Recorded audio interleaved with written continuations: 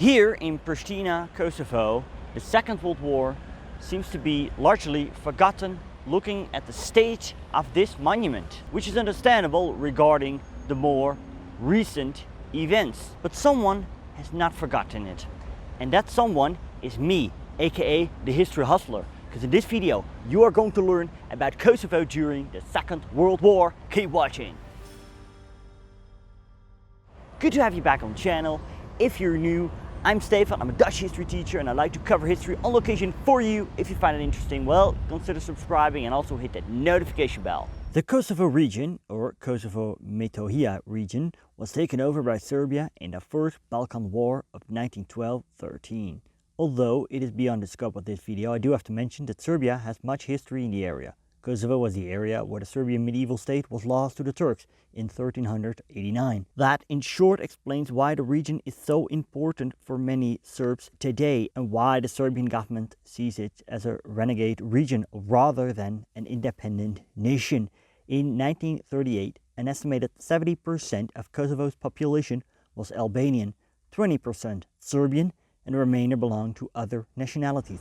During the interwar years, the Yugoslav government strengthened the Serbian and Montenegrin elements of the Kosovar society, causing much resentment among its Albanian population who felt discriminated against. Not surprisingly, when the Axis forces rolled in April 1941, during the Axis invasion of Yugoslavia, they were greeted as liberators by the Albanian population of Kosovo. Pro-Albanian chieftains were willing to work together with the Germans. Albania itself had been under Italian occupation since 1939. When talking about Kosovo in World War II, we need to know what we are talking about, and that's kind of tricky because what is today Kosovo was in April 1941 partitioned by the Axis powers. Let's take a look at this map. So the bulk of the area was annexed into Italian-held Albania. This was due to the large concentration of Albanians living in the region. A smaller part in the southeast was annexed by Bulgaria, and the north of Kosovo was under German occupation, being part of the so-called Serbian residual state, the Rump Serbian state.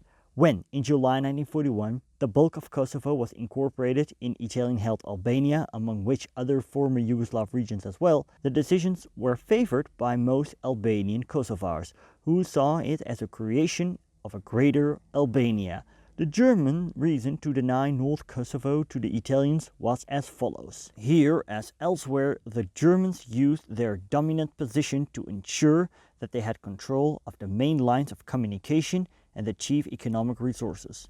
In this instance, they were mainly interested in denying the Italians control of the British-owned Trepkamp mines in the northeast Kosovo region, which produced lead, zinc and silver, and the chrome ore mines in the Ljubotin massif northwest of Skopje. This did create problems in German-Italian relations, though small adjustments were made in 1942. The Italians replaced the Serbo-Croatian language by Albanian language in administration. School teachers were brought in from Albania.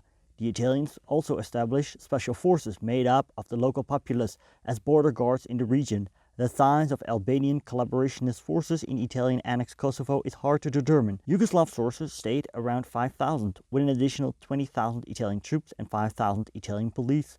Armed groups of volunteers served as village militia, but basically functioned to their own interest.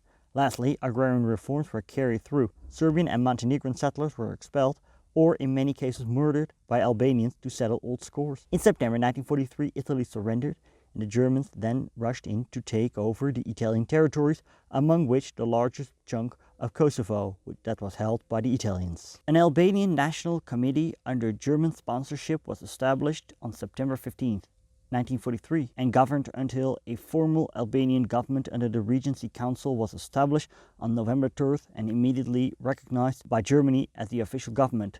For the Germans, the Albanian government's main task was to help maintain peace and order so that the Germans could use manpower elsewhere. They were assisted by Kosovar collaborator Xaver Deva, serving as Minister of Interior, part of the nationalist party Bali Kombetag, who had briefly worked with the Germans before when they marched in April 1943.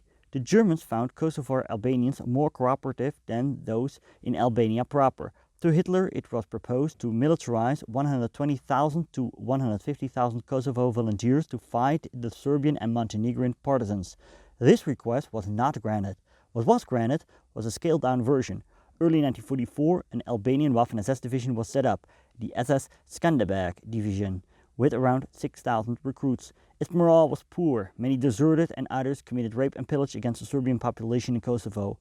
They also arrested 281 Jews in Kosovo, and these were deported by Germany. Towards the end of that year, the unit was disarmed and disbanded by the Germans. Where elsewhere in the dismembered Yugoslav kingdom, resistance sprung up quickly, Chetniks or partisans, it happened only slowly in Kosovo.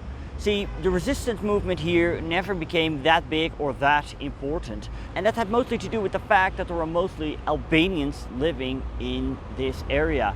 The Kosovo Communist Party was never that big, and most of its members were Serbian or Montenegrins who were either expelled or murdered. The Albanian people, largely peasants dominated by reactionary chieftains, were readily caught up in the strongly nationalistic regime instituted by the Italians with the cooperation of many chieftains. They were easily persuaded to see the partisan movement as not only a Serbian and Montenegrin movement, as indeed it was in that area, but also as Christian and communist controlled and thus opposed to the political and social interests of Albanian Muslims.